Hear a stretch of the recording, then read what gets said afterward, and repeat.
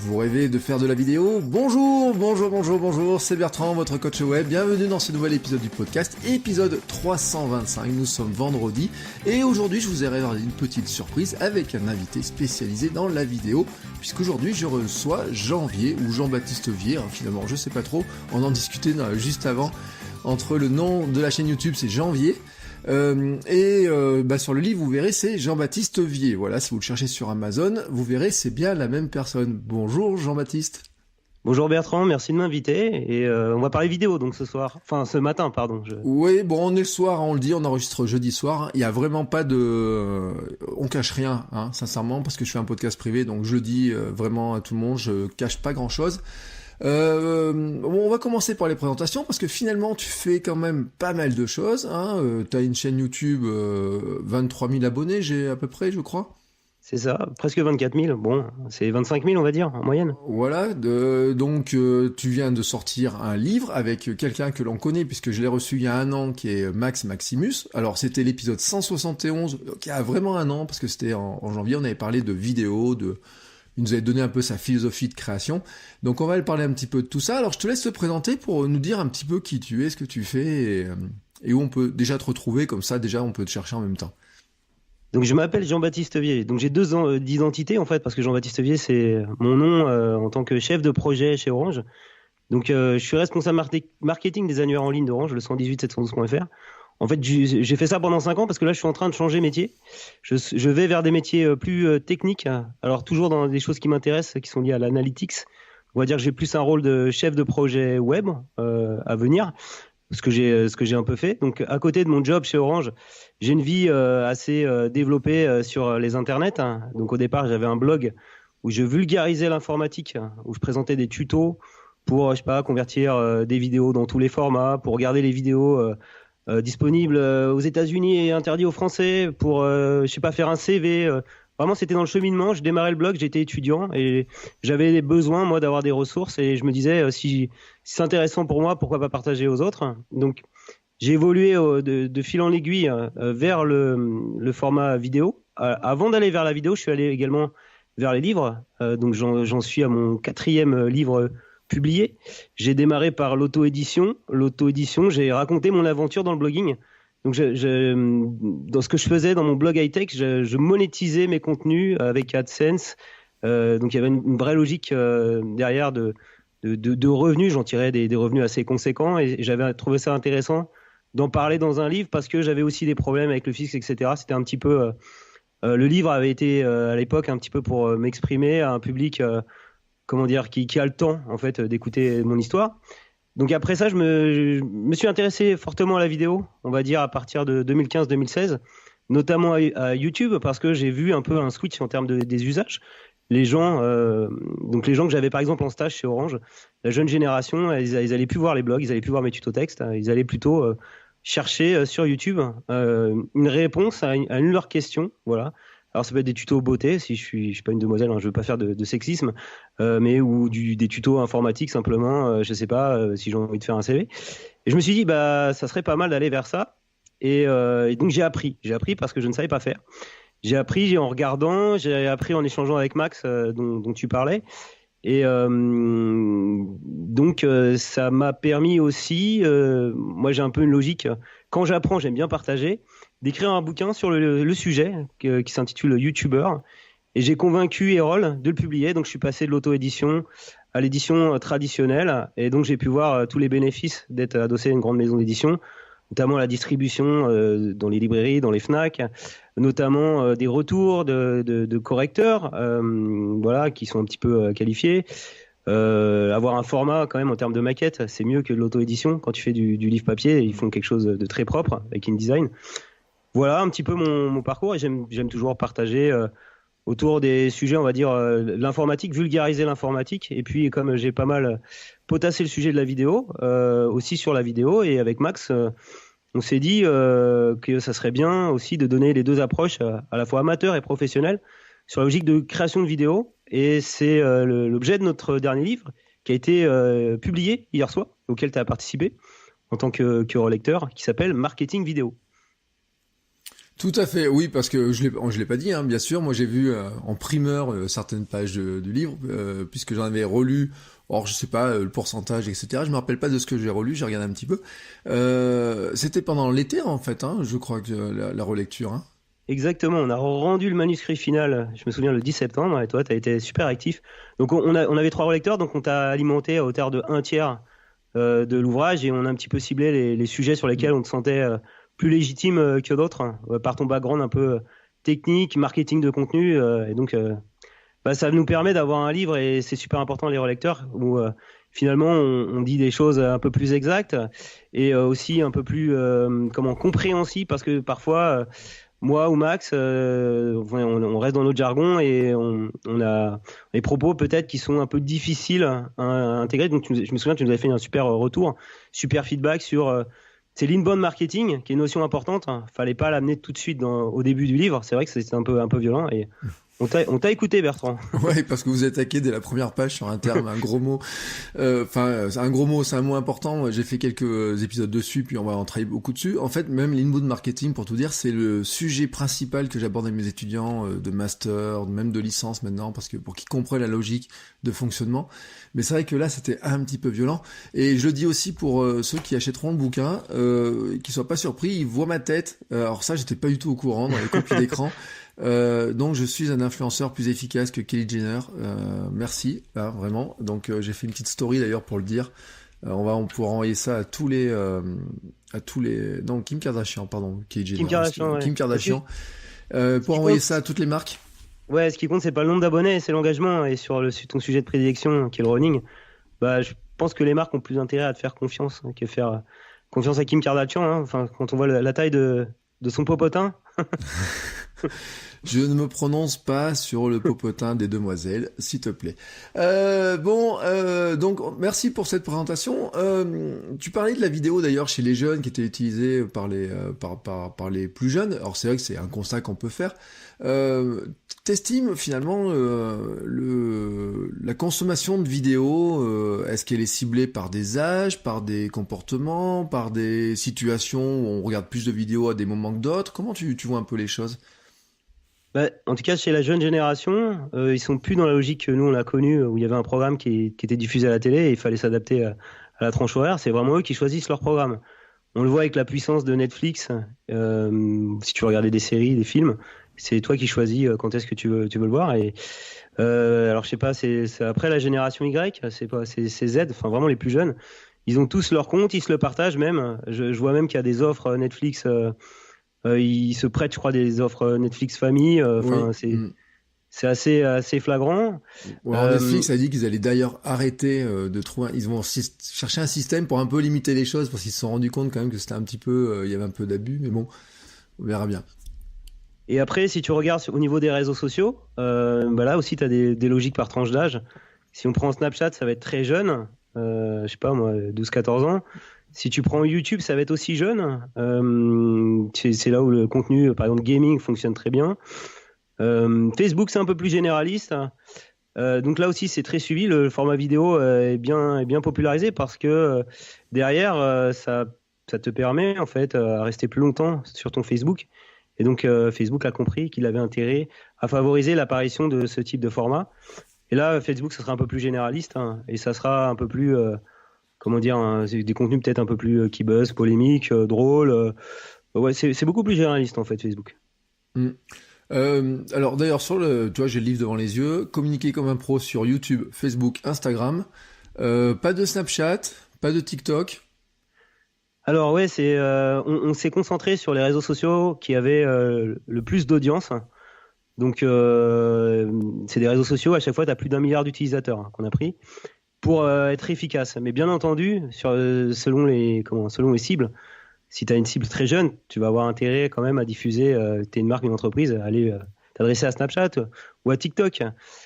TikTok, il est massif, je sais pas combien d'utilisateurs, mais c'est plus des formats vidéo chantés, c'est ça, c'est des petites danses. Oui, c'est la vidéo chantée, mais alors ils ont une caractéristique, c'est qu'en fait, ils ont eu plus de téléchargements sur les derniers mois que Instagram. Alors que Instagram a quand même été la grosse poussée. C'est vrai que TikTok a une accélération qui est plus forte pour l'instant. Mais alors, c'est vrai, et moi j'en parle parce que je croise énormément d'étudiants. J'ai 500 étudiants en cours dans l'année à peu près. Et quand je leur parle de TikTok, ils me regardent tous un air dégoûté en disant oh là là, c'est pas possible. Et je leur dis oui, mais regardez vos petits cousins, vos petites cousines, vos petites sœurs. Et là ils me disent ah oui, c'est vrai, ils sont dessus, c'est leur truc. Ça et Snapchat, hein, qui est vraiment très très jeune. On est vraiment sur des outils vraiment très très très très jeunes. Alors que c'est vrai que YouTube, hein, sur les étudiants, ça fait vraiment vraiment fureur. Facebook, ils me disent que c'est pour les vieux. Ah, soyons clairs. C'est clair. Et Instagram, ben ils y sont, mais bizarrement, moi je les sens pas très. Alors ils regardent beaucoup de stories, mais je les sens pas plus vidéo que ça. En tout cas, de publier eux-mêmes de la vidéo, des choses comme ça. Mais par contre, les stories, ce qui est un peu désespérant, par contre sur les stories, je le dis. J'ai une étudiante hier qui m'a dit qu'elle laissait moins d'une seconde à une vidéo pour savoir si ça l'intéressait. Ah d'accord. Je lui ai dit, je sais même pas comment vous faites pour vous faire un avis en une seconde, et j'ai vu faire, et c'est vrai que elle défile à une vitesse les stories.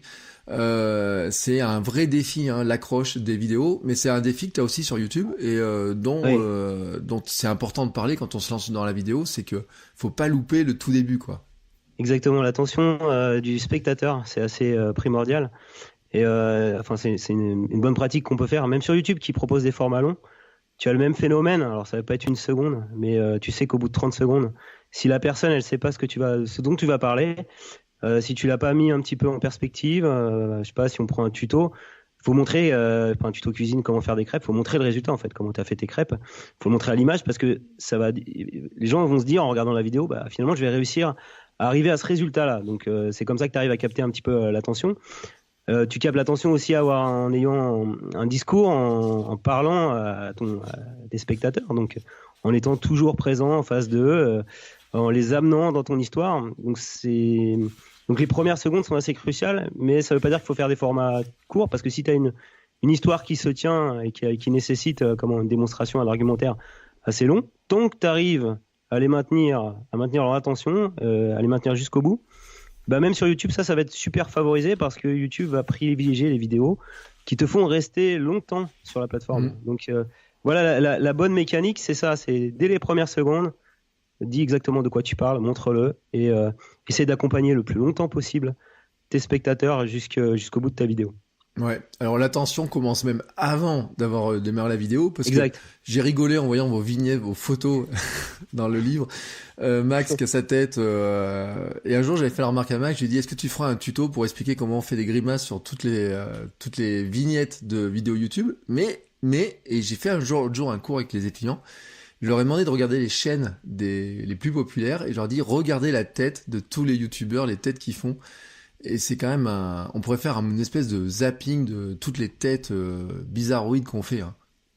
Ouais, c'est sûr. Bah, c'est ça, faut retenir attention effectivement quand tu es dans la partie suggestion de vidéos sur YouTube ou dans la recherche. Et ça passe par l'image, par la vignette. Et effectivement, si tu as une petite bouille qui t'indique que tu marques l'étonnement, qu'il t'arrive un truc grave ou que tu es mort de rire, bah, les gens ils vont vouloir savoir pourquoi tu fais cette bouille-là. Effectivement, il faut être assez démonstratif, même trop, ça devient presque ridicule parfois. C'est les codes de la plateforme qui sont un peu utilisés et qui ont démontré leur efficacité en termes de taux de clic. Et c'est pour ça que les vidéastes les utilisent. Mais si tu as un sujet un peu plus sérieux, je sais pas, documentaire, va falloir montrer pas forcément ton visage, mais le concept que tu développes. Ça, c'est un repère, donc c'est l'image, mais aussi le texte. Reprendre dans la vignette un petit bout de texte qui correspondra à la recherche qu'aura effectué le spectateur sur YouTube. Et là, c'est juste repérage visuel. Il faut imaginer, tu as des listes de recherches avec 10 résultats, tu as des suggestions de vidéos. Et le but du vidéaste, c'est que dans cet amas de contenu qui est mis en avant, que tu cliques dessus et donc, effectivement, toutes les stratégies sont bonnes, quoi. Oui, et alors les stratégies, et tant qu'on y est avant d'ailleurs, la stratégie, il faut le rappeler quand même, c'est que YouTube est avant tout un moteur de recherche qui appartient à Google. Donc positionner une vidéo, on va dire, c'est aussi très stratégique au niveau SEO, référencement. On est dans des logiques aussi de référencement des vidéos sur des sujets, quoi. Hein. Tout à fait. Alors ça marche par les métadonnées. Le titre, le descriptif. Le titre, c'est vraiment c'est comme en SEO, c'est le truc le plus essentiel. Et d'autant plus que c'est intéressant d'optimiser le SEO de ta vidéo, parce que la vidéo, après, quand elle est hébergée sur YouTube, elle va être mise en avant aussi également sur Google. Donc il y a des blocs de résultats vidéo, et en fait il y a des mécanismes de déclenchement sur Google quand ta recherche est connotée vidéo ou connotée tutoriel, parce qu'on sait que c'est ça que veulent les gens, ils veulent des vidéos, ils veulent quelque chose de prêt à l'emploi, Google va avoir tendance à les booster dans les résultats de recherche. Il va d'autant plus les booster que tu restes dans son écosystème aussi. Hein. On va de plus en plus... ce que faisait Facebook, Google est en train de le faire aujourd'hui. Hein. Ils veulent que tu restes le plus longtemps chez eux. Ils vont maintenant t'afficher la réponse directe, mettre moins de résultats. Hein. Je sais plus comment ça s'appelle, la one box, où tu as une seule réponse. Donc la vidéo, mais c'est pas seulement les métadonnées. Parce que finalement, ce qui va te booster dans l'écosystème YouTube, au niveau de ta recherche, c'est ta capacité à faire rester longtemps l'internaute. C'est ce qu'on appelle le watch time, le temps de visionnage. Et d'autres mécanismes également d'engagement qui marchent bien sur les réseaux sociaux. Hein. Quand ton contenu est liké, commenté, qui fait réagir, là, YouTube se dit, la plateforme, si les gens interagissent, ça veut dire que quelque part, ça apporte de la valeur. Donc, il y a des gens qui vont, dans cette logique encore, on parlait des miniatures accrocheuses, qui vont être aussi un petit peu aguicheurs au niveau de la vidéo, dès le démarrage, s'il te plaît, mets un like, ou alors plus subtilement à la fin de la vidéo, c'est de bon ton de poser une question ouverte, parce que derrière, tu sais que ça va générer de l'engagement. Donc on est vraiment, c'est mécanismes un peu plus complexes que le SEO traditionnel, parce que c'est pas seulement les métadonnées ou la popularité via des backlinks, hein, mais c'est l'engagement que tu arrives à générer sur ta plateforme qui va faire que ta vidéo va bien se référencer. Oui, c'est vrai qu'il y a tout un tas de facteurs. Hein. Faut pas oublier que ça reste des dynamiques sociales et des dynamiques de contenu. Ils ont envie qu'on reste chez eux le plus longtemps possible. Et c'est vrai que j'ai vu des statistiques sur le temps des vidéos de 40 minutes qui sont regardées, qui ont des gros taux pour être regardées. Est-ce que on en discutait tout à l'heure avant d'enregistrer, hein. C'est vrai que ce que je disais sur le podcast aussi, c'est que des fois des vidéos qui sont très courtes ou des podcasts qui sont très courts, des fois sont presque plus pénibles pour les personnes qui regardent parce que ça change tout le temps. Et je crois que on aime bien aussi quand on est accroché par quelque chose, rester dedans un petit moment. Et alors même si moi j'ai une tendance à accélérer, moi je regarde toutes les vidéos en 1x25, sauf celle de Thibaut InShape. Ah bon? Non, parce que c'est tellement haché. Vite, ouais, c'est tellement haché, etc. Je sais pas. Un jour, enfin voilà, j'ai cherché la réponse dans votre bouquin et vous l'avez pas.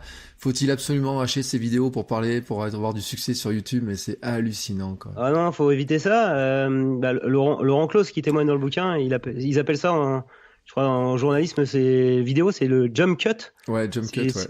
Et ça, faut éviter absolument. C'est une mauvaise pratique des youtubeurs, justement pour dynamiser le format. Mais si tu vas avoir un format pro, vaut mieux éviter ce genre de truc où au final, sur certains spectateurs, ils n'arrivent plus à comprendre ton propos, quoi, ça va trop vite. Oui, c'est ça. Alors j'ai fait la remarque à mes étudiants et je leur ai même lancé le défi à certains de compter le nombre de jump cuts dans la vidéo de Thibaut InShape où il parle de ses revenus. Et je vous raconte vraiment une anecdote parce qu'un jour j'étais sur un vélo à la salle de sport et j'ai mis cette vidéo-là parce que des étudiants m'en ont parlé.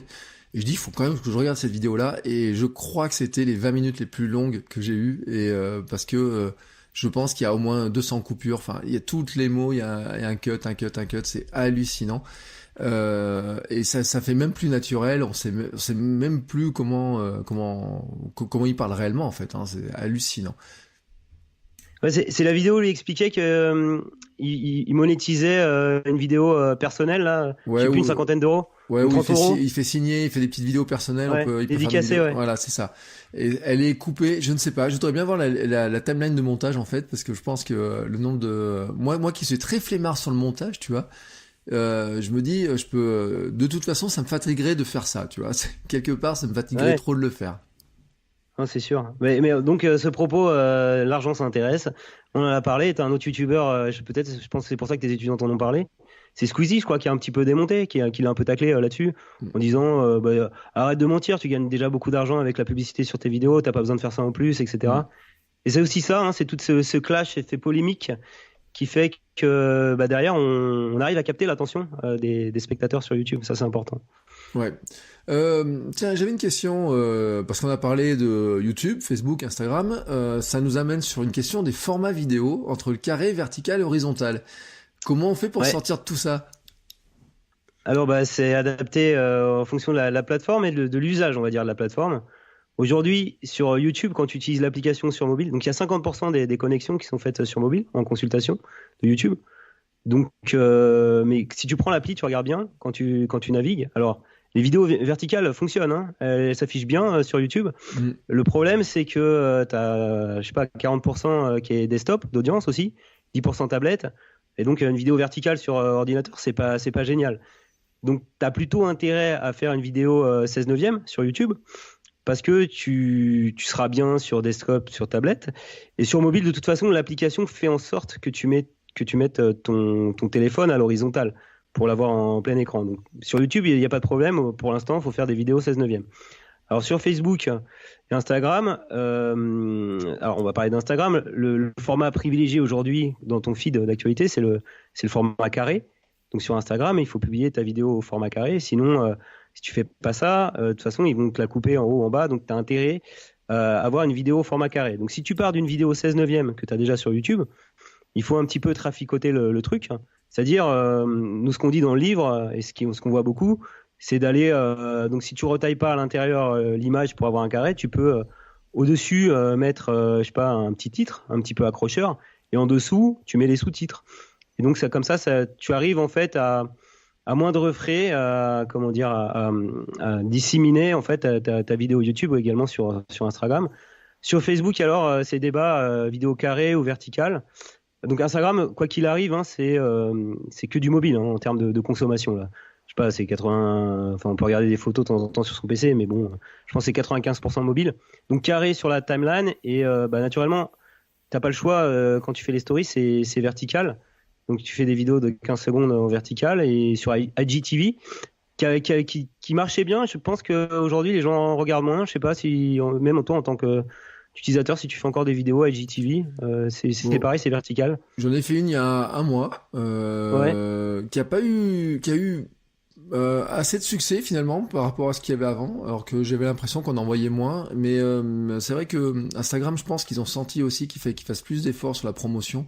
Et donc maintenant, en fait, on voit des promotions dans le flux ou au-dessus des stories.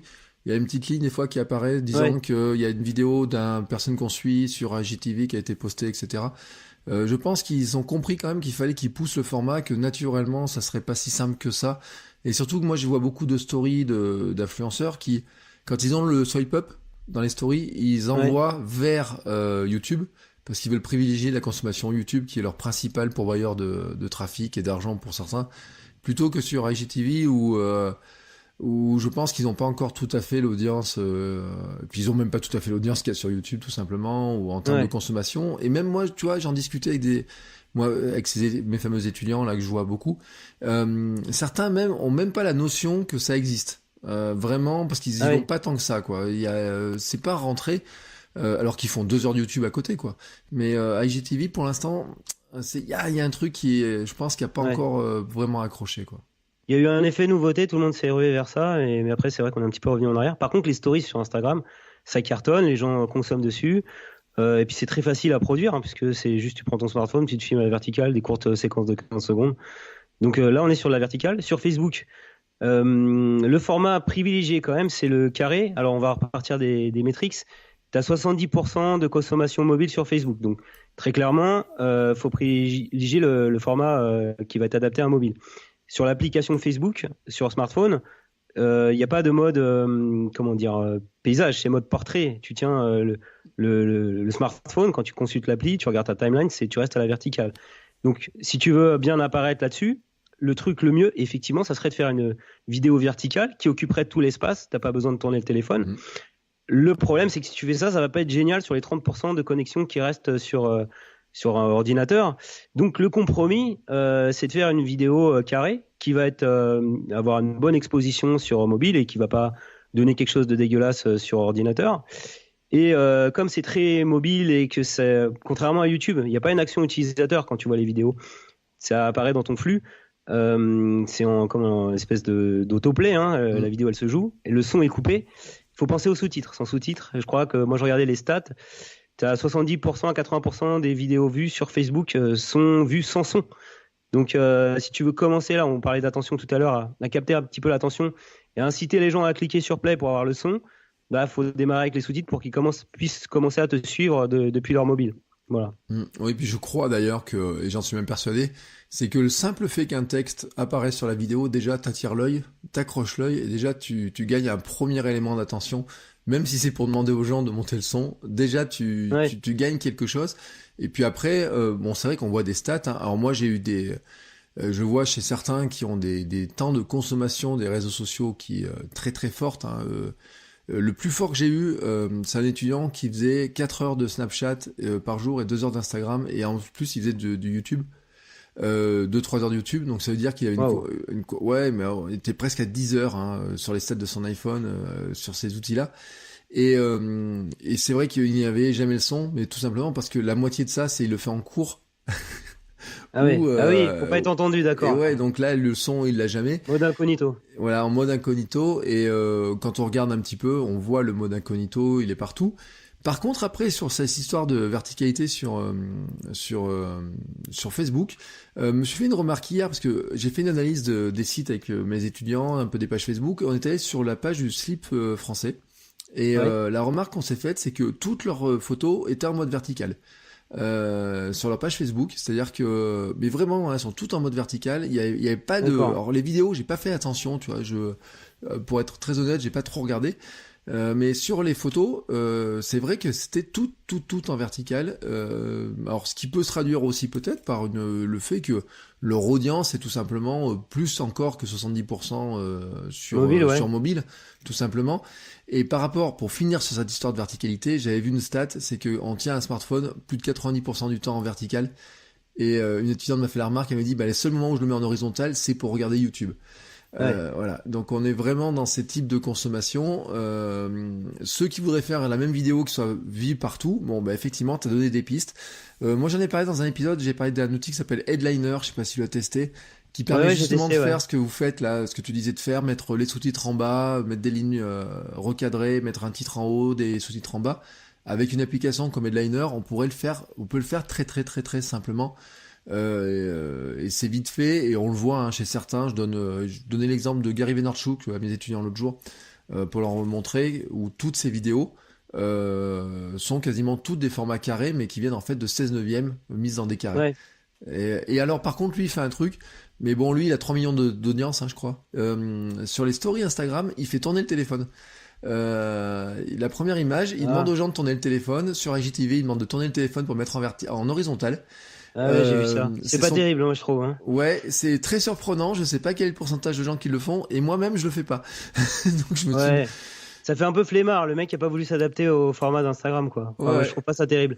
Je l'ai vu effectivement sur IGTV, j'étais un peu choqué, quoi. Je me dis, mais merde, je vais pas tourner la tête, quoi. Faut pas déconner, quoi. Ouais, j'ai trouvé ça très très très très très très surprenant. Bon, euh, tiens, on va passer sur les deux trois conseils pratiques. Bon, si je connais pas grand-chose de la vidéo, par où je commence? Qu'est-ce que je dois faire si j'ai envie de faire la vidéo?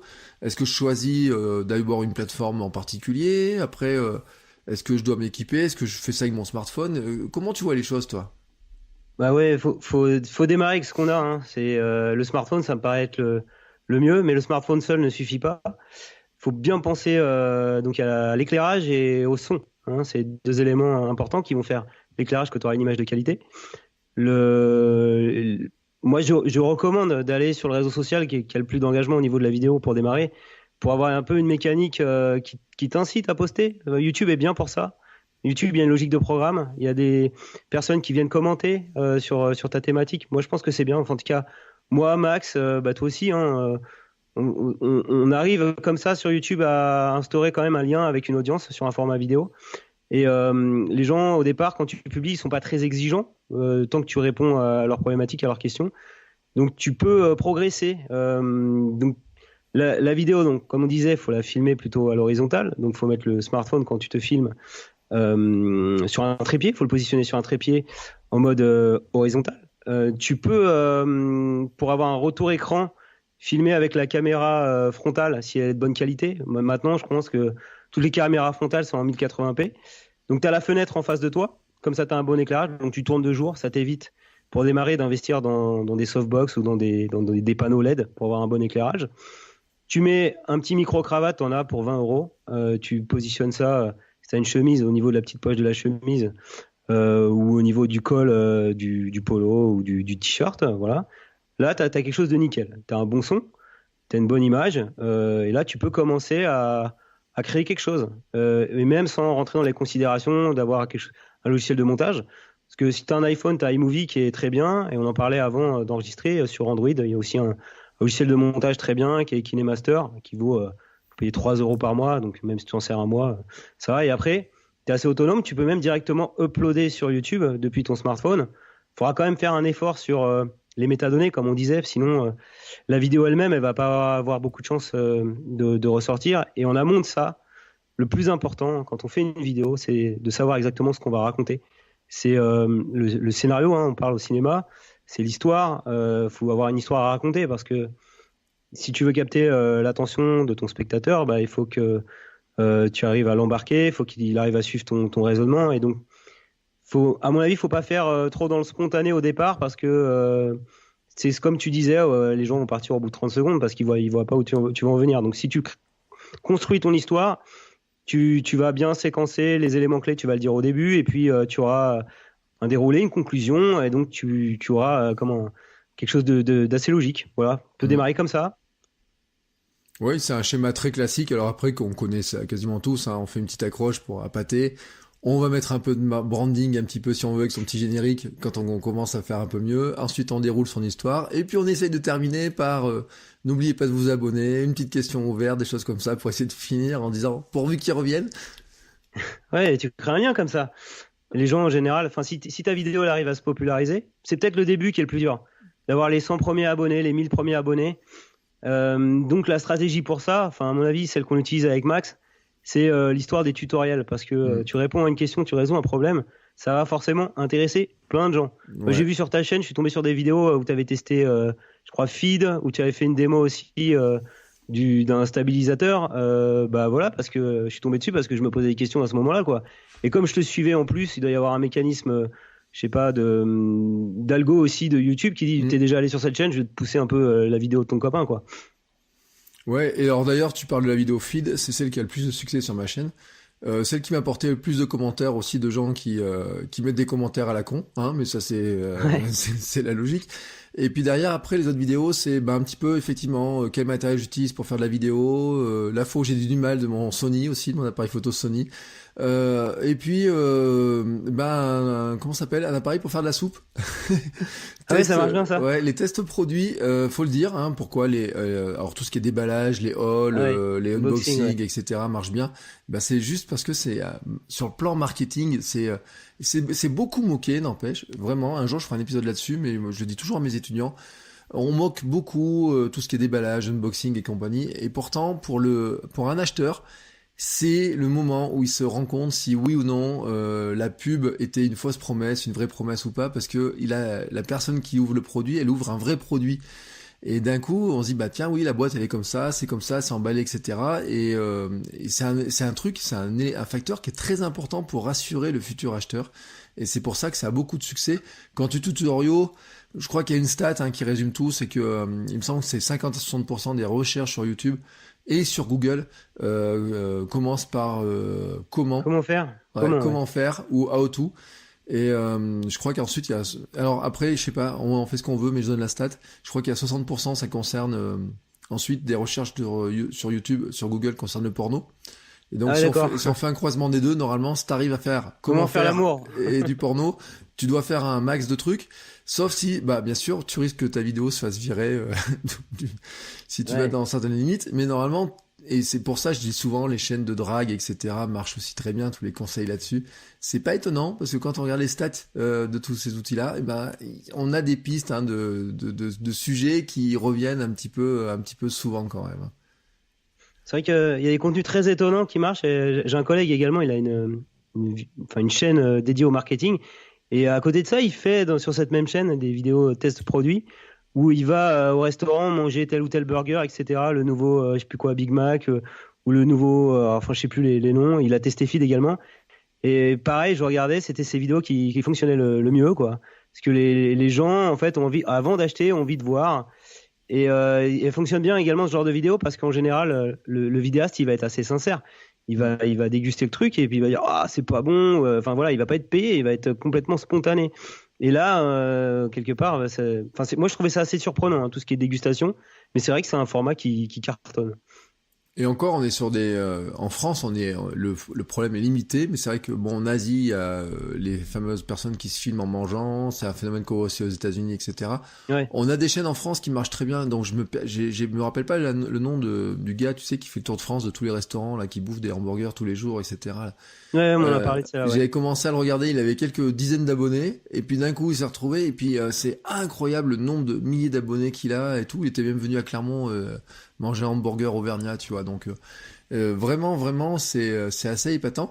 Et il travaille dans une chaîne de radio, non, je crois au départ. oui, Donc, oui, il rien travaille à dans voir une avec la radio, dégustation, quoi. voilà, C'est ça et qui est même marrant. au départ, je crois que ça n'a rien à voir avec la cuisine, hein, sa chaîne de départ. Et il s'est lancé dans un espèce de défi, de dire tous les jours je vous parle de bouffe, je vais tester un restaurant. Mais au final, maintenant, je crois qu'il ne fait plus que ça. J'ai l'impression qu'il mange tous les jours. J'ai perdu son nom, mais si je le retrouve, je mettrai dans les notes de l'émission. Il y a Maintenant, un peu l'idée aussi de vivre par procuration, quoi. Ça t'évite de grossir, tu manges à sa place. Ah ben pour moi, tu vois, qui prépare un marathon, c'est bien. Mais moi, je crois que je vais grossir juste en le regardant faire. Il y a des trucs, et puis même, je sais même pas si j'aurai envie de le manger. Donc maintenant, on a notre vidéo qui est en ligne. On a parlé un petit peu de référencement, comment attirer l'œil, etc. Mais finalement, comment est-ce qu'on arrive à gagner des abonnés? Ça, c'est si la vidéo fonctionne bien, donc elle génère du temps passé, de l'engagement. C'est à ce moment-là, quand tu arrives à la fin, il faut donner une petite call to action, un appel à l'action où tu dis à ta communauté, si ta vidéo t'a plu, abonne-toi. Mais il faut donner une raison de s'abonner. Pourquoi il va s'abonner? Parce que il va savoir, ton spectateur, que tu as une logique de programme. Donc tu peux dire simplement, t'as vu cette vidéo aujourd'hui, chaque semaine, enfin en tout cas moi c'est comme ça que je fais, je publie un tutoriel vidéo à telle heure, dimanche à 10h. Et donc en faisant ça, tu donnes une raison de t'abonner. Parce que s'il n'y a pas de raison réelle, si tu publies 10 vidéos et après que tu t'arrêtes, c'est vrai que ça n'a pas vraiment de sens. Donc l'abonnement, tu peux facilement le placer comme ça, quoi. Et en général, tu peux regarder les analytics dans YouTube. Les vidéos qui marchent le mieux d'un point de vue engagement, qui ont les meilleurs likes, le même nombre de commentaires, qui sont appréciés par la communauté, vont générer derrière des abonnements parce que les gens, ils sont un petit peu pragmatiques. Ce truc, ça a plu, j'ai envie de le retrouver plus tard. C'est tellement la nébuleuse Internet, on s'y perd, etc. Et donc, il faut être un peu lourdingue à la fin de la vidéo. Il faut dire abonne-toi. Il y a comment il s'appelle, Stan Leloup là, qui témoigne dans le livre. Il disait carrément, faut montrer l'endroit avec le doigt où faut appuyer sur le bouton et faut indiquer le bénéfice.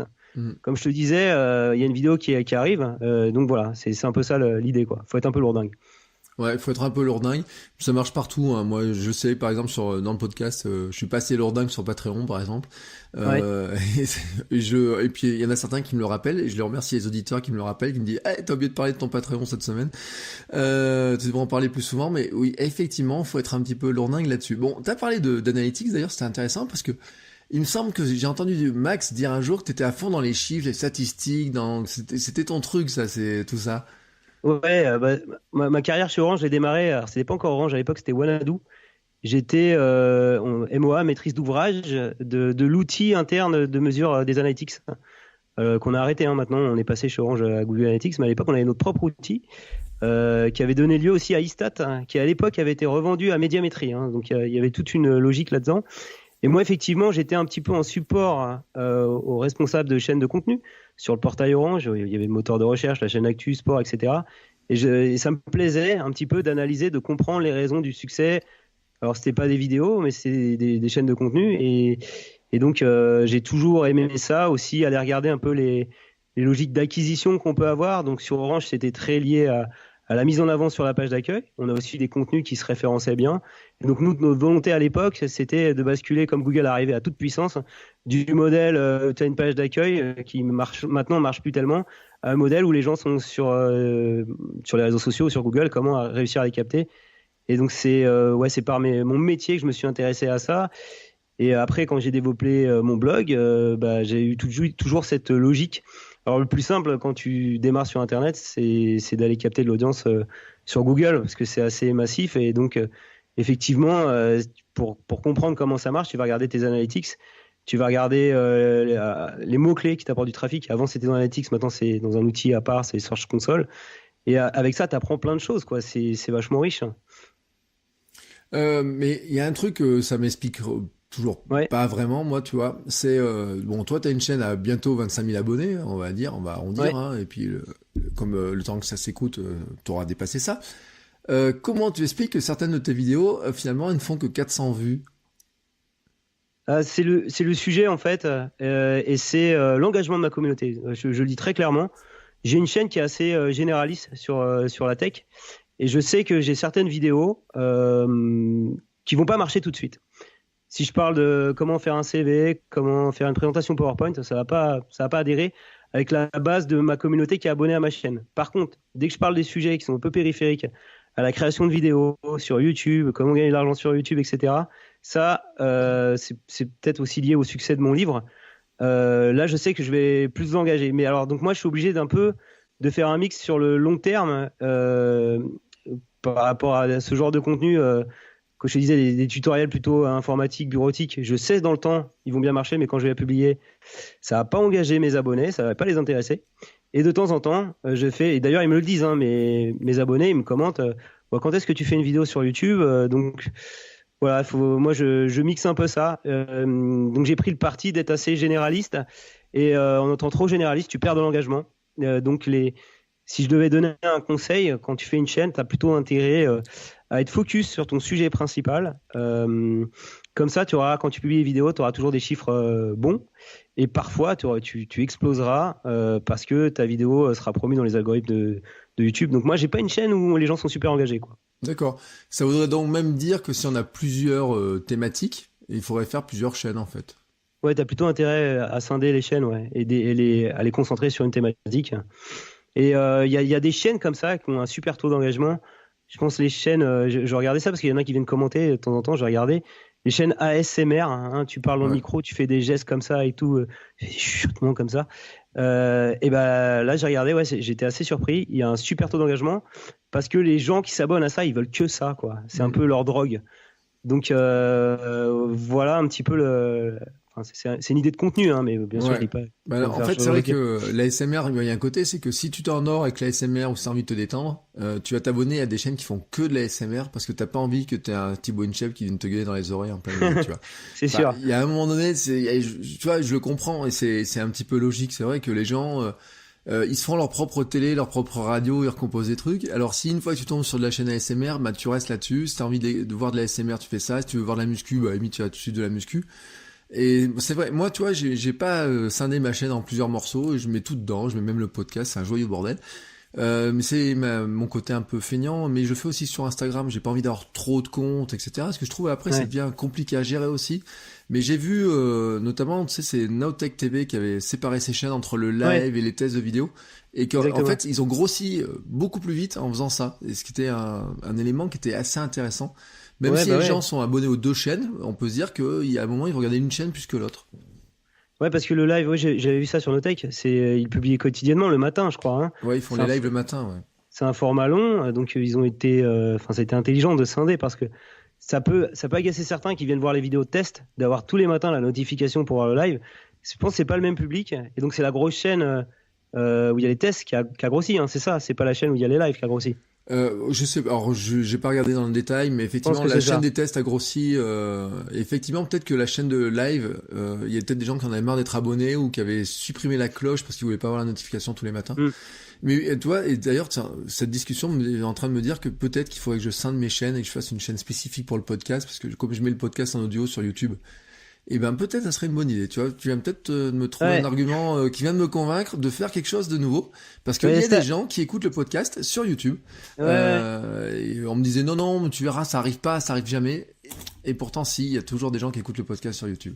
Stan Leloup a fait ça, hein, il a une chaîne où il met tous ses podcasts, Hmm. et ses vidéos un peu de décryptage, d'analyse qui cartonnent, bah, elles sont sur sa chaîne principale, quoi. Et il a bien fait, parce que sinon il aurait, s'il mettait les podcasts, je pense, où il n'y a pas l'image, il y a juste le son, par rapport à une vidéo d'analyse qui est hyper travaillée, il aurait des effets où les gens gueulent, quoi. Et ça viendrait plomber ses stats de sa chaîne principale, quoi. Hmm. Et ça viendrait plomber l'engagement. Bon, bah tu viens de me donner du boulot pour les 2-3 prochains jours qui viennent. Je te remercie pas pour le truc, j'avais suffisamment de choses à faire, mais voilà, Ouais. c'est vrai que tu vois, la réflexion me permet de réfléchir là-dessus. Ce qui était intéressant dans ta remarque précédente là sur les vidéos, c'est que finalement, ça a permis d'aborder aussi un élément sur, finalement, le YouTube, c'est quand même du contenu long, on pourrait dire evergreen sur des sujets, avec des vidéos qui ont du succès sur plusieurs années, quoi. Hein. On n'est pas que sur du court terme par rapport aux réseaux sociaux, on a vraiment ce phénomène de long terme. Hein. Exactement. Là, j'ai eu une notification aujourd'hui pour un tuto que j'ai fait il y a 3 ans sur iMovie parce que je sais pas, il a dû dépasser les 200 000 vues.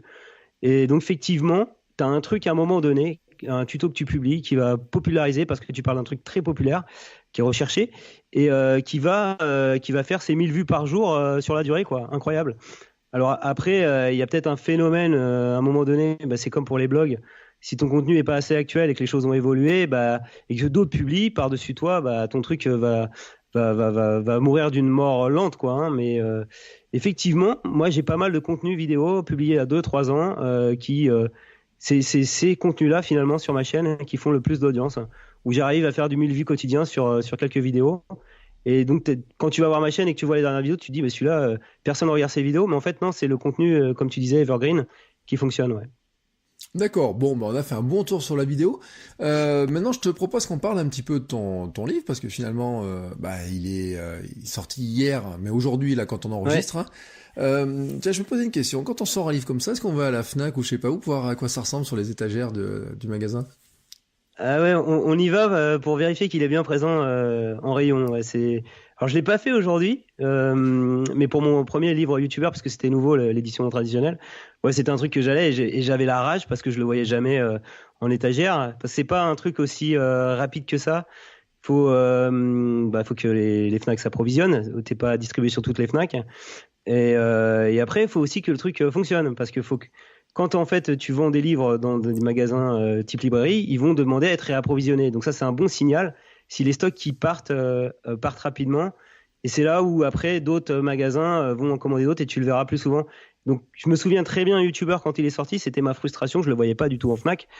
J'étais très peiné. Je pense que tous les auteurs sont peinés, parce que si tu sors un truc, c'est pour qu'on le voit. Et il s'est fait, la popularité s'est fait dans le temps parce qu'il y a eu des demandes, des ruptures de stock. Et à ce moment-là, ils se sont passés le mot, je pense, entre magasins. Celui-là, ils se vend bien, donc on va le plus le distribuer. Et après, à chaque fois que j'allais dans un magasin, je le voyais, donc c'est une grosse surprise. Mais j'ai pas fait l'effort d'aller voir s'il était présent.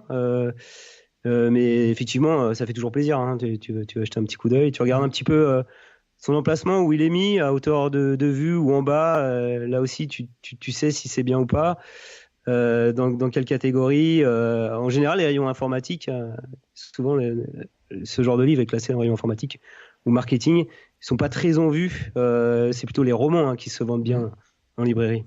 Ouais, alors moi, je vais même te dire un truc, c'est qu'à Clermont, la Fnac, elle a un rayon informatique qui devient tellement faible, mais vraiment d'une faiblesse incroyable. Je crois qu'ils vendent plus d'aspirateurs que de livres informatiques, parce que franchement, ils ont réduit le rayon. Alors que, tu vois, l'espace culturel, Leclerc, les choses comme ça, là, qui ont maintenant plus de livres que la Fnac, très clairement. Mais je suis pas allé voir, tu vois. Mais la prochaine fois que je vais voir en librairie, je regarderai. Et si c'est le cas, je ferai une petite photo et je partagerai ça en story. Donc il sort, donc il est sorti donc ce 28 février, hein, comme ça. Qu'est-ce que ça fait parce qu'il a été commencé quand ce livre en fait? Alors l'idée, c'est venu de mon éditeur, Erol, qui disait t'as fait un livre sur YouTube qui s'adresse plus au grand public. Est-ce que tu pourrais pas faire un livre sur le marketing YouTube? Donc j'ai réfléchi et je me suis dit c'est un petit peu limitatif parce que YouTube c'est quand même plus dédié, on va dire, aux créateurs qu'aux marques. Et donc j'ai peur qu'ils y arrivent pas à avoir le ton un petit peu authentique que peut avoir un YouTuber. Donc faut aborder les autres réseaux sociaux, faut aborder Facebook où la vidéo cartonne. Faut aborder également Instagram où c'est en train d'émerger. Donc de fil en aiguille, on a réussi à le convaincre et j'ai dit à mon éditeur, moi autant je peux parler des problématiques de marketing digital, c'est mon boulot, un peu de vidéo, mais je fais des vidéos quand même, c'est le format plutôt amateur. Je serais beaucoup plus confort si on le faisait à deux avec Max Maximus. Et donc j'ai convaincu Max de m'accompagner. Et voilà, on s'est mis à écrire après. Réellement, donc on a démarré à écrire au mois de février, mi-février. Donc on se challengeait pour avancer un petit peu, de se faire un planning de quel chapitre on allait écrire. En général, chacun on se répartissait le travail pour pas faire 2 fois le travail. chacun traite son sujet de prédilection, là où il a plus de légitimité. Max, il est plus à l'aise que moi sur le matériel, il est plus à l'aise que moi pour faire des plans produits, pour faire des interviews vidéo. Donc toute la partie technique, c'est plutôt lui qui l'a abordé. Moi, je suis plus à l'aise sur les logiques d'algorithmes, de réseaux sociaux. Donc j'ai plutôt traité ce genre de sujet. Et pour chaque aventure livresque, ce que je fais, c'est que je sollicite entre guillemets, des experts, des gens qui ont l'habitude de communiquer.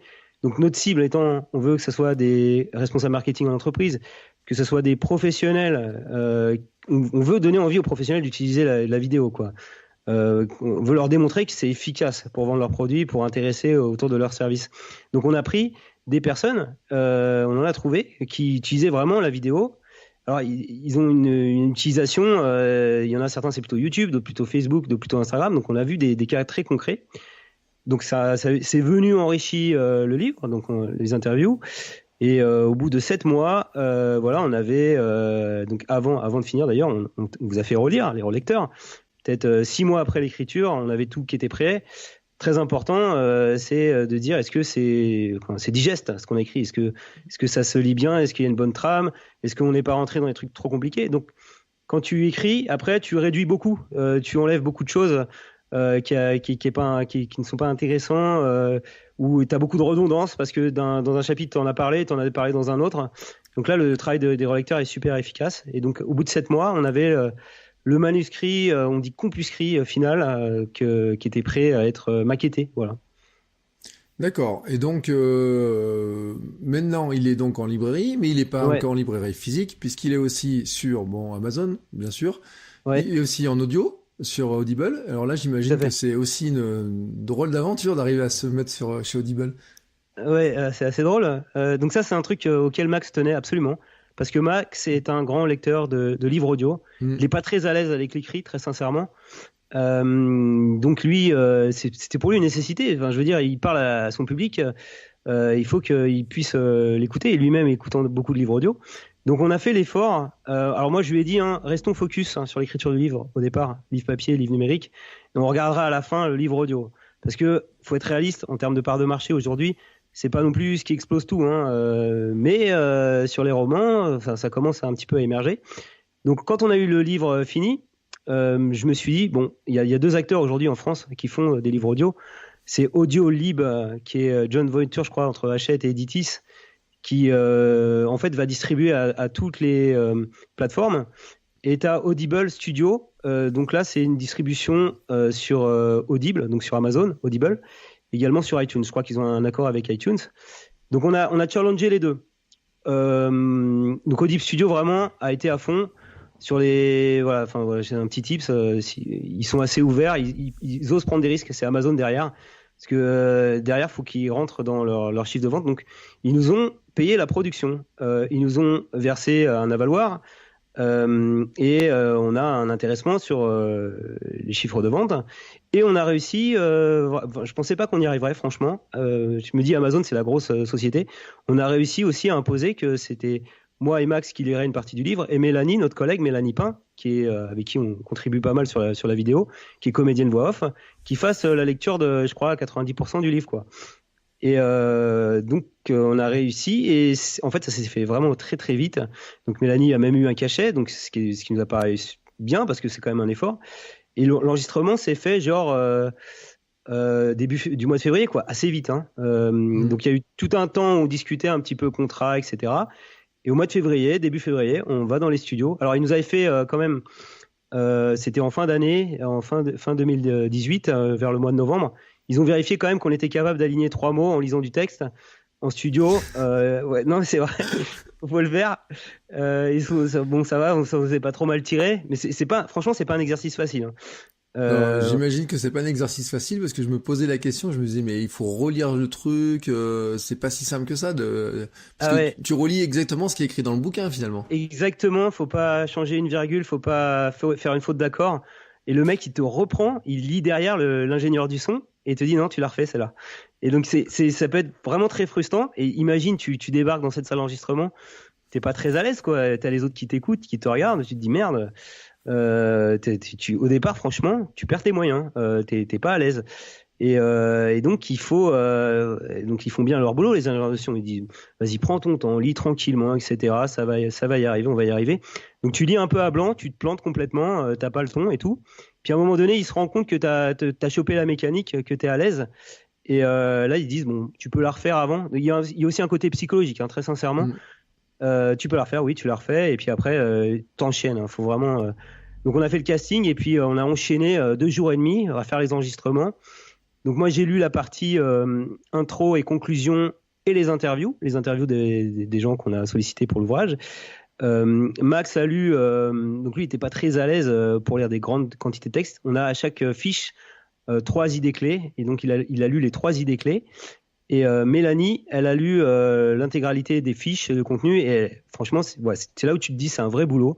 Elle l'a fait très bien, très sûre d'elle, et donc on a été efficace avec cette organisation. Donc quand tu fais un livre audio, faut pas se voiler la face. C'est pas un exercice simple. S'il y a des comédiens voix off, je pense que c'est bien de les faire bosser avec toi et de pas avoir la prétention que tu vas pouvoir lire tout le livre dans son intégralité, quoi. Ouais, parce que soyons honnêtes, en plus, il y a des bouquins sur Audible qui sont vraiment très très très mal lus.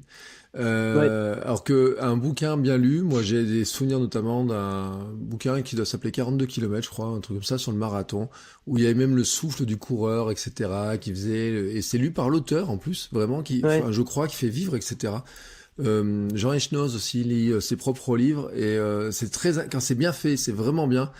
Mais je sais qu'un jour Corben avait montré des exemples, elle dit il y a des bouquins, c'est vraiment une catastrophe, t'as plus envie de l'écouter, quoi que ce soit derrière. Et c'est vrai que c'est important cette histoire de voix, et bon, si on regarde un peu les stories de Mélanie Pain, etc., moi j'avais vu un peu vos stories là qui montraient ça, on voit qu'elle a une voix qui est posée tout de suite, etc. C'est vraiment un vrai métier, hein. Tout à fait. Donc bon, on a là-dessus finalement ce livre, tout est sorti en même temps là, toutes les versions sortent en même temps là. Voilà, alors c'était ça sur la théorie, et il y a un tout petit retard pour l'e-book. Et donc nous, quand j'ai contractualisé avec Erol, ce qu'on essaie de faire, c'est d'avoir les sorties conjointes, parce que j'ai des lecteurs numériques qui sont hyper frustrés, et souvent ça se passe que t'as le livre papier qui sort et t'as pas la version e-book qui arrive, je sais pas, 2 mois après. Donc là, il y avait un petit souci technique. Normalement, ça sort, on va dire, le 1er mars. Enfin, c'est ce qu'on m'a dit. Donc j'étais un peu frustré aujourd'hui de pas avoir l'e-book en même temps sur toutes les plateformes, mais ça devrait arriver. Donc là, le 28, il y avait le livre papier et le livre audio. Et donc ça, c'était quand même une prouesse d'avoir le livre audio en même temps. Et l'e-book, normalement, va être là le 1er mars. Et nous, c'est intéressant. C'est des choses que je négocie aussi avec Erol à chaque fois. C'est d'essayer d'avoir un livre numérique, un e-book. Donc bien sûr, eux les diffusent sur toutes les plateformes. C'est pas comme l'auto-édition où tu vas te concentrer sur Amazon. Donc c'est disponible sur Kobo, sur Kindle, sur iTunes. Et on a réussi une fois encore à avoir un prix très attractif. Donc le livre e-book est disponible à moins de 10 €, à 9,99 €, quand le livre papier est à 25 €. Et même sur le livre audio, il est à 12 €. Donc tu peux acheter, je sais pas, le livre audio à 12 €, le livre numérique. Comme ça, t'as un truc équivalent au livre papier, quoi. Donc on est sur des trucs intéressants. Ouais, on a l'ensemble, si on veut écouter, lire, etc. D'ailleurs, c'est un meilleur moyen de mémoriser, hein. J'avais fait un épisode sur le sujet. D'abord lire, puis écouter, ou écouter, puis lire, je sais plus dans quel sens j'avais dit, mais notre cerveau est fait pour mémoriser dans ce sens-là. Il y a une question quand même qui est intéressante, et bon, on va venir sur un petit truc que tu as vécu il y a quelque temps, mais pourquoi est-ce que c'est à toi, qui a 25 000 abonnés, finalement, que Erol propose de faire un livre sur une chaîne YouTube, et qui ne demande pas ça à un gros YouTuber, alors, je vais pas dire Cyprien, tu vois, mais des gens comme ça, qui ont vraiment un gros max d'abonnés, quoi. C'est-à-dire que les gros youtubeurs en fait sont sollicités par pas mal de maisons d'édition et n'ont pas réellement le temps d'écrire. Enfin, je veux dire, c'est 2 métiers, hein. Faire des vidéos et écrire des histoires. Il y en a un qui fait ça très bien, qui fait les mangas. Il le fait pas tout seul. C'est le Rire Jaune. Je crois qu'il a une dessinatrice. Il en vend des cartons. Enfin, ça cartonne. Il y a des youtubeurs dans le genre, hein, qui vendent bien. En général, ils vont parler plutôt de leur thématique. Je pense que toutes les chaînes sciences, histoire, Nota Bene a fait un livre également. Ils le font bien sûr. Erol, moi simplement c'est parce que j'ai été les voir, je leur ai proposé et que j'aurais dit je me sens pas enfin moi je vais avoir une posture, je me place en tant que débutant et je pense que c'est bien de se mettre comme un débutant, parce que si tu prends un YouTuber qui est déjà installé, finalement, il a un peu de mal à t'expliquer les recettes de son succès. Parce qu'il y a eu, moi, j'ai interviewé Nota Bene, il me disait, ça arrivait un petit peu par accident. C'était Antoine Daniel qui m'a mis en avant à un moment donné. C'est comme ça que les chaînes de vulgarisateurs se faisaient découvertes. Et après, bien sûr, j'ai mon programme qui est bon, donc ça a marché. Voilà, et donc les grands youtubeurs vont être bons pour expliquer au travers d'un livre, puisqu'ils ils écrivent le scénario de leurs vidéos, c'est leur domaine, mais vont être un petit peu moins bons pour expliquer un petit peu les coulisses de leur construction de leur chaîne. Puis ils n'ont pas vraiment envie d'en parler, quoi. Ils ont plutôt envie de parler de leur passion. Donc c'est pour ça où ils pourraient solliciter, mais je suis pas sûr que les grands youtubeurs aient envie de faire ça. Ils préfèrent rester dans leur thématique. C'est comme ça qu'ils se sont fait connaître. Et donc moi, quand j'aurais proposé le projet, ils ont vu l'intérêt de quelqu'un qui débutait, et également moi j'avais eu un succès dans l'auto-édition sur le blogging, et ils ont compris que ce que j'avais fait sur le blogging, j'étais capable également de l'expliquer sur YouTube. Donc un éditeur, il va regarder ta capacité à vendre un ouvrage, avoir une communauté. C'est pas parce que donc les chaînes YouTube installées vont réussir à bien vendre sur leur thématique principale de leur chaîne. Donc une chaîne science va bien vendre un livre science, mais va pas réussir à vendre. Ça ferait bizarre. Je t'explique les coulisses, comment j'ai créé ma chaîne YouTube. Donc moi, j'étais plus dans ce terrain-là avec mon blog. Je l'ai continué avec YouTube. Et pour que ça convainque, bien sûr, j'ai été, comme je disais, interviewé des grands YouTubeurs, hein, parce que j'ai pas la prétention de donner tous les secrets. Et j'avais pas les métriques suffisantes à l'époque pour donner des enseignements complets. Donc je me suis fait aider. Donc un éditeur va regarder ta capacité à écrire et ta capacité en gros à convertir ta communauté sur un sujet. Et donc ils sont très friands bien sûr de grands youtubeurs. Hein. Les éditeurs, ils se les arrachent, hein, les grands youtubeurs, parce qu'ils ont leur communauté. Mais en général, le vidéaste, lui, va plutôt préférer, mais ça se vendra aussi, hein, parler de la thématique principale de sa chaîne. Ouais. Bon, au passage, hein, je dis, mais j'avais acheté, c'est pas si facile que ça, mais tu sais, j'avais acheté la version numérique du livre de Hard Disk, je sais pas si tu l'as acheté, et j'avais pas du tout aimé, enfin, je sais pas ce qu'il avait fait le but de son bouquin, et mais si je te parle de ça, enfin, t'as pas peur qu'avec ton nouveau bouquin, tu te reçoives un nouveau commentaire acerbe de ton ami Amixem? Ouais, je pense que non. Là, c'est plus frontal. Je parle plus de YouTube seulement. Ouais. Et je suis pas tout seul. C'est aussi pour ça que je l'ai fait avec Max. Hein. Ouais. Bon, on va rappeler quand même, c'est que Amixem, donc, a 5 millions d'abonnés. Tout à l'heure, je suis allé regarder encore la vidéo où il parlait de toi. T'as bien descendu quand même dans une vidéo où il disait, mais c'est qui celui-là qui a écrit un bouquin, comment devenir youtubeur, en disant il a seulement 20 000 abonnés. Et alors la vidéo, j'ai regardé quand même, elle a fait 2 millions de vues. 155 000 pouces en l'air et 1200 pouces en bas, avec des gens qui disent il fallait voir la chaîne de Janvier, il a que 20 000 j'aime, etc., et autres. Mais je crois qu'en fait, finalement, ça t'a bénéficié, cette histoire. Ouais, sur l'instant, bon, ça va, ils ont pas été trop méchants, sa communauté, ils sont venus me voir. Donc bien sûr, j'ai vu le truc arriver, hein, parce que donc je suis abonné à la chaîne d'Amixem, ça m'a fait un peu mal, hein, qui parle en mal de moi, de mon livre, mais faut prendre de la distance en fait avec ces genres de choses. Lui, Amixem, il est dans son registre, il fait des super vidéos. Hein. Là, en l'occurrence, il faisait la présentation de la Redbox, de son studio d'enregistrement. Je crois qu'il y avait même un partenariat avec Conforama ou Castorama. Oui, parce qu'il dit merci à Conforama pour avoir acheté tous les meubles et d'avoir tout décoré, quoi. Et donc il visite et il arrive dans sa bibliothèque et dans la logique, je pense, il voit les livres et il dit comment je vais faire pour trouver un bon mot. Et c'est facile, tu prends la 4e de couverture, tu vois que je travaille dans les annuaires, donc tu développes la petite pelote. L'annuaire, c'est le Minitel, c'est le début, c'est même pas Internet. Ce mec-là, il connaît rien à Internet. Et il le fait vraiment pas en étant violent, il le fait parce que il peut faire un bon mot. Il va pas regarder, c'était bien écrit qu'il y avait des interviews de youtubeurs, il en a pas parlé, mais parce que il est là pour faire son beau mot. Donc quand c'est toi qui reçois ça, c'est un peu violent parce que donc t'as toute sa communauté qui est venue entre guillemets faire des petits commentaires sur ma dernière vidéo. Donc ça a boosté bien sûr la dernière vidéo parce qu'il y a de la curiosité, les gens se disent mais qui c'est ce mec? Et donc Amixem avait dit dans sa vidéo, Jean-Baptiste Vier, c'est qui ce gars? Il a pas de chaîne YouTube, pourquoi tu vois, il a même pas vu que j'avais une chaîne YouTube. Et donc il y en a d'autres qui ont répondu mais si, il a une chaîne YouTube. Et donc Ouais, ça fait un peu de la curiosité malsaine où les gens sont venus. Certains m'ont défendu. Ouais, c'est pas mal finalement ce que tu fais. Il est un petit peu dur quand même de t'attaquer frontalement. Et d'autres qui me suivaient et qui aiment bien mes contenus se sont sentis agressés comme moi je me suis senti agressé et sont allés le voir et lui ont dit ouais, c'est n'importe quoi ce que tu fais. Tu sais, c'est un peu le truc qu'on vit en ce moment, la ligue du LOL, quoi. C'est facile de s'en prendre à une cible. Je pense pas qu'il le faisait comme ça. Il le faisait pour en faire un bon mot. Il a dû s'en rendre compte. Donc moi j'ai pris plutôt ça avec. Bon, j'ai pas. Franchement, les premières heures quand j'ai fait ça, je fais putain, j'espère que ça va se calmer. C'est pas très agréable de se prendre des commentaires. Donc j'attendais plutôt que ça se calme. On va dire que ça a duré 24 heures et après bon, j'ai déposé. C'est vrai que la réaction normale, c'est de s'énerver, de dire mais qu'est-ce qui te prend, etc. Je me dis prenons la distance hein, et je lui ai dit de façon humoristique sur Twitter, je vais aller retourner vendre mes annuaires en porte-à-porte, je vais répondre comme standardiste au 118 712 etc. et puis on va relancer le Minitel quoi. C'est parti. Et donc il a lu ça et il a dit c'est bien que tu le prennes comme ça finalement, je me suis peut-être un petit peu emporté, t'as tout compris internet, c'est ça, faut pas se prendre au sérieux.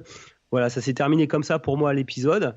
Amixem est un youtubeur qui a beaucoup de talent, qui fait des belles vidéos, qui a des projets, ce qu'il fait franchement moi je suis admiratif et de temps en temps il a un bon mot et il n'a pas vu l'humain qu'il y avait en face de lui et voilà c'est peut-être ça que je pourrais un petit peu reprocher mais dans l'ensemble j'ai passé à travers le truc, il n'y a pas eu d'acharnement, ça a duré peut-être 2 jours et puis après c'est reparti quoi et puis les gens qui ont vu mes vidéos m'ont dit bon, ça va quoi, il est un peu dur avec toi quoi.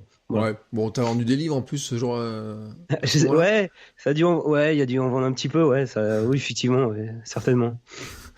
Non, mais c'est un exemple intéressant parce que je sais dans les auditeurs et dans le podcast, on a eu ça avec un podcast un jour qui s'était moqué très très très méchamment, mais beaucoup plus méchamment qu'un Mixem. Mais c'est vrai que sur le coup, le commentaire d'Amixem est quand même pas si sympathique que ça. Mais on a eu un podcast qui s'était moqué vraiment des podcasteurs et j'écoutais encore l'autre jour, tu vois, quelqu'un qui fait du podcast et qui écoute et qui disait qu'il était encore touché plusieurs mois après par cet épisode-là parce qu'il l'avait attaqué vraiment super méchamment.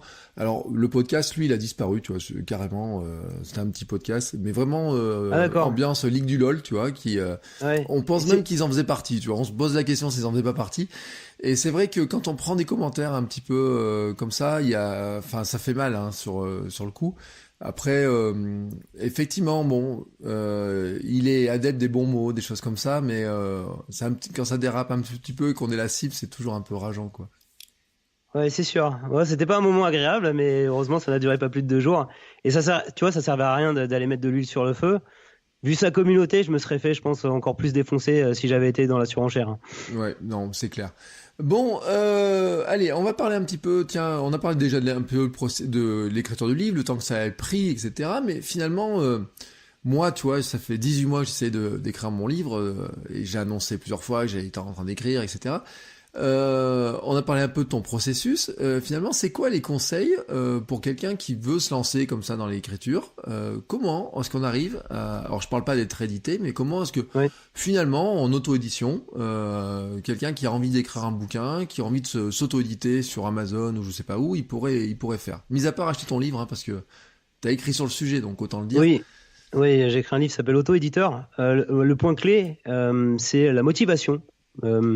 Faut être motivé et motivé à écrire régulièrement. C'est comme ça que ton projet il va avancer. Et donc pour se motiver, il faut que tu visualises à la fin que tu vas produire un livre. Et c'est vrai qu'au départ, quand tu démarres, t'as un peu de mal. Moi, ce que je fais souvent pour tous mes projets en fait, c'est que j'en parle un peu en fait de ma production à travers mes blogs, à travers ma chaîne YouTube. Et donc j'arrive comme ça avant que le truc sorte à publier des bouts de contenu sur Internet et à recueillir du feedback d'utilisateurs, d'internautes. Et donc, je pense que c'est ça qui est bien, qui peut te garder motivé, parce que ce qui est dur en fait dans la rédaction d'un livre, c'est que tu vas écrire des tonnes et des tonnes de choses et que finalement, tu parlais de 18 mois, ça va mettre 7 mois, 8 mois finalement avant de voir le jour. Et donc, à mon avis, il faut garder à côté de ta rédaction, comme tu le fais, une logique de publication de contenu et de temps en temps en partager des bouts pour garder la motivation auprès de ton audience et voir comment ils accueillent le truc. Et là, à chaque fois, ça te donne des petites, des petites vitamines qui te donnent envie de continuer parce que tu sais que le concept, tu l'as testé et que ça a plu.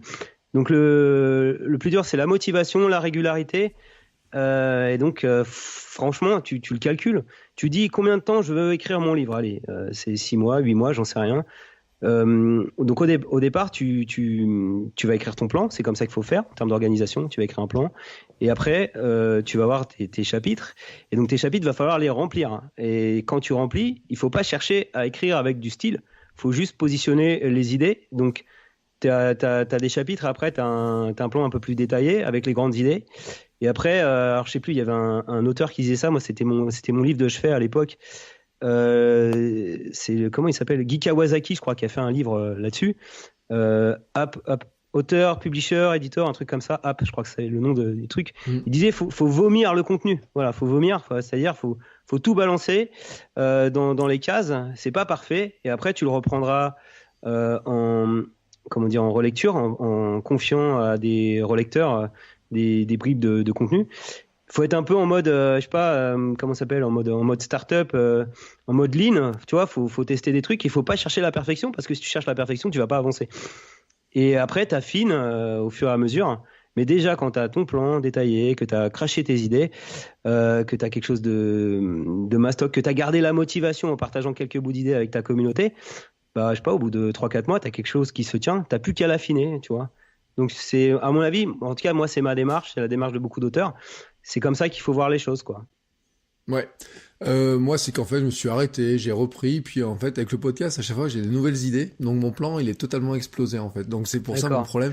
Je me suis relancé dans des mind maps pour essayer de reclasser certaines choses. Mais bon, bref. Toujours est-il que j'ai pris une autre méthode, et je le dis, c'est que j'ai pris ma version longue et j'ai fait une version courte. Tu vois, je suis parti comme ça. Et que ce vendredi là que je vais diffuser une version courte à ceux qui participent sur Patreon, qui participent à la vie du podcast, pour avoir leur premier retour. Ils peuvent même l'éditer, pour même le corriger, parce que j'ai trouvé une plateforme sur laquelle ils peuvent même mettre des commentaires, éditer directement le test et faire la relecture. Et en fait, ça me fout un gros coup de pied au cul en me disant, voilà, là au moins t'as comme mon premier, en plus il s'appelle le contenu minimum viable, donc vraiment dans une démarche lean. Ouais. Et ben, c'est vraiment, tu vois, je dis, il y a 30-40 pages qui sortent en méthode comme ça, et ensuite, au fur et à mesure, je le compléterai, grossira, jusqu'à arriver finalement au livre que j'espère faire, voilà, qui est dans mon esprit, mais ça me permet de replacer le plan, et effectivement, comme tu le dis, d'avoir ce retour, de voir un petit peu ce que les gens en pensent, et notamment ça me permettra d'affiner moi mon programme. Bon, je pense qu'on a fait un bon petit tour de tout ça. On est parti du principe qu'on allait lancer un petit défi aux auditeurs du podcast. Voilà. Donc vas-y, je te laisse dire de quoi on a parlé. Donc pour se lancer sur YouTube, par exemple, il faut faire une vidéo de présentation. Donc le défi, c'est de faire une vidéo de présentation d'1 minute, ce qui permet de la publier après sur la chaîne, où tu vas présenter ton activité. Voilà. Donc il faudra bien l'écrire avant. Et allez, celui qui a le plus d'engagement sur la vidéo, qui l'aura posté, le plus de likes, de commentaires, etc. Je lui fais gagner un livre marketing vidéo, donc que j'ai coécrit avec Max Maximus, édité par Erol, dans le format de son choix, donc livre papier, e-book ou livre audio. Voilà le challenge. Ouais, super challenge. Moi-même, j'ai même pas de vidéo de présentation sur ma chaîne YouTube, tu vois. Donc faut le faire aussi. Je vais me lancer dedans. Vous avez le week-end ou un peu plus pour faire ça. On va laisser un petit peu plus de temps que le week-end. Mais bon, comme c'est le week-end, parce que nous sommes vendredi, vous avez plein de temps pour le faire. Donc c'est un bon moment. Parce que d'ailleurs, toi, tu diffuses tes vidéos le dimanche matin, c'est ça, hein? C'est ça, ouais. Je bosse le week-end sur mes vidéos et le dimanche, je publie à 10h. Comme ça, j'ai tout le dimanche, je peux le passer en famille, en fait. D'accord. Et donc, tu la tournes quand ta vidéo, en fait? Le samedi, Ouais, le samedi matin, c'est quand mon fils est au taekwondo. Voilà, et donc il y a personne à la maison. J'ai 1 heure tranquille où j'ai pas de bruit d'enfant parce que le son est important. Et après, en général, soit j'arrive à faire le montage l'après-midi, si je passe du temps avec ma famille, je fais plutôt le soir après 10h, donc c'est hyper timé, quoi. Hein. Ouais, mais je comprends parce que moi-même j'enregistre le podcast entre 5h et 7h quand ma fille dort le matin. Voilà. Là, elle se réveille à 7h moins quart en ce moment, donc des fois ça perturbe un petit peu le démarrage. Et puis des fois j'écris les notes de l'épisode le soir après 20h, 21h quand elle redort. Voilà. Là, elle était malade, on pouvait pas l'amener à la crèche aussi. Bon, il y a un petit peu ça. Quand elle est à la crèche, c'est un petit peu plus simple. Mais effectivement, le timing du créateur de contenu, de quand on avait un boulot à côté, etc. C'est pas si simple que ça, hein, il faut arriver à tout caser. Donc ça te met, finalement, tu mets quoi, 2 heures pour faire une vidéo à peu près ou... Oh non, je mets plus de temps que ça. Enfin, 1 heure pour la tourner, 1 à 2 heures pour l'écrire. Et le montage, ça peut facilement monter sur 4 heures. Donc une vidéo, c'est 5 ou 8 heures, hein, facile, en tout. Ouais, 5 ou 8 heures, ouais. Bon, alors je crois que là, tu viens de décourager ceux qui voulaient se mettre à faire de la vidéo facile. Mais il y a d'autres méthodes, hein. Moi, je fais des vlogs pas très travaillés, mais je les fais en 10 minutes, hein, très clairement.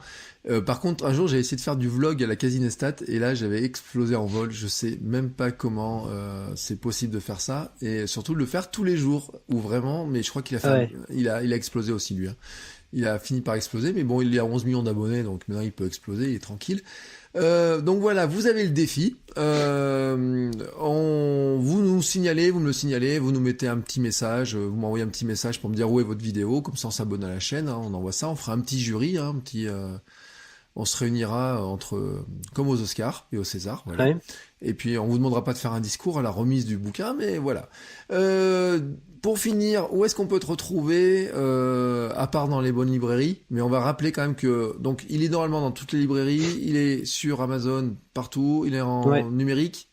En numérique, ouais, sur la Fnac. Livre audio, donc c'est Audible ou iTunes, la distribution pour l'instant. Voilà, parce qu'ils ont une exclusivité Audible Studio. Donc sur l'e-book, il est disponible sur tous les stores, hein, iTunes, Amazon, Kindle. Qu'est-ce qu'on a? On a Kobo aussi, qui est très utilisé, ceux comme Kobo qui ont acheté à la Fnac. C'était mon cas. Voilà, donc on n'a pas fait d'exclusion au niveau des formats. On peut me retrouver également sur ma chaîne YouTube. Tous les dimanches à 10h, je publie un petit tuto informatique. Là, je parlerai du livre. Donc, abonnez-vous à ma chaîne. Comme ça, vous verrez de quoi je parle dans le livre avec Maximus. Et ouais, c'est tous les dimanches à 10h. Voilà.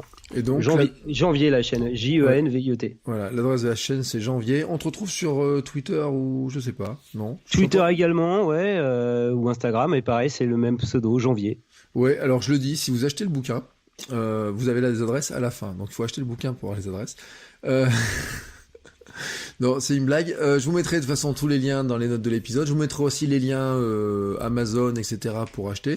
Ce sera des liens affiliés. Comme ça, si vous cliquez sur le lien, ça me rapporte un peu d'argent. À moi aussi, ça permet de financer le podcast. Je le redis.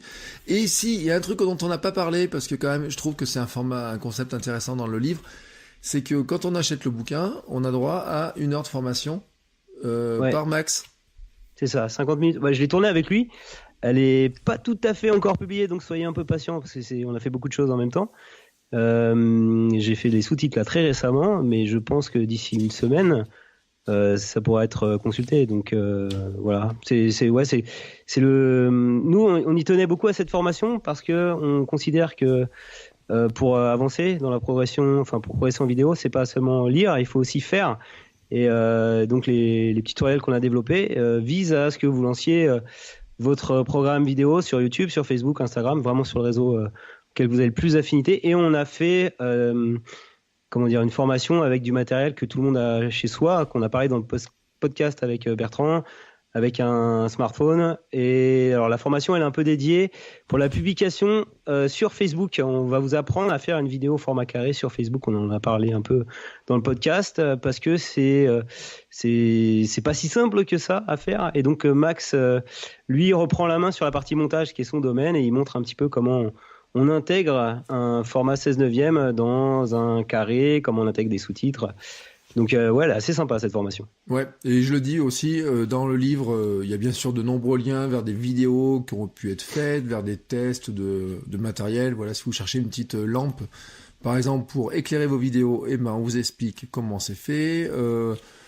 Voilà, il y a plein de liens pour continuer à découvrir des choses, hein. C'est vraiment comment on pourrait dire ça, c'est l'interactivité, l'hyperlien entre le papier, le web, etc. Tout est relié. Vous ne lisez pas seulement un livre, vous avez... D'ailleurs, je sais même pas comment vous avez pu faire dans la version audio pour faire ces renvois-là. On n'a pas parlé des illustrations, sinon c'était impossible. Voilà, donc je sais pas. Donc ça veut dire que moi je suis pas dans le livre avec non, Kim malheureusement. Kardashian. Ah Non. là là, On te cite, on te parle quand même dans les remerciements. Donc ouais, non mais remercie Bertrand, votre coach web. Merci pour, vous voyez, mon ego est flatté sur ce coup-là. Je te remercie beaucoup. Merci en tout cas pour le temps, pour tes conseils. Voilà, il y a énormément de choses à faire sur la vidéo. C'est vrai que c'est un format qui est qui est officiellement le plus consommé en termes de volume de data, hein, même si je dis que attention, le volume de data c'est aussi un piège parce que le texte pèse très peu, mais que de toute façon on a besoin du texte aussi à côté. On l'a parlé tout à l'heure pour le référencement, mais c'est vrai que dans les habitudes de consommation, on parle beaucoup du podcast, du boom du podcast, mais par contre le boom de la vidéo, lui, ça fait des années qu'il dure et ça s'arrête pas. On n'a pas dit d'ailleurs, mais la rumeur c'est qu'Instagram deviendrait un jour ou l'autre que des stories, quasiment. Et dans ce cas-là, j'imagine même pas le chamboulement, l'explosion que ça risque d'être. C'est des choses qu'on va suivre dans les mois qui viennent, dans les années qui viennent. En tout cas, ça promet beaucoup de vidéos à regarder. Je sais pas comment on va faire pour regarder tout ça, mais peut-être tu nous feras un bouquin. Comment trouver les bonnes vidéos sur YouTube, hein? Ça sera une nouvelle idée. C'est une bonne idée, ça, ouais. Voilà, comment bien trouver une bonne vidéo sur YouTube quand on la cherche indéfiniment, parce que des fois on tombe quand même sur des drôles de trucs. Voilà, je te remercie encore une fois pour tous tes conseils, et moi je vous dis à très bientôt pour un nouvel épisode, à lundi, parce qu'on est le week-end, hein, c'est le moment de repos. Repos. Attention, je vous rappelle qu'on vous a lancé un défi. Créez-nous une petite vidéo, créez des photos aussi, écrivez, créez du contenu. De toute façon, il faut de l'entraînement. C'est en le faisant tous les jours qu'on arrive à progresser. Voilà. Et sur ce, je vous souhaite donc un très bon week-end à tous. Et à lundi. Ciao les créateurs.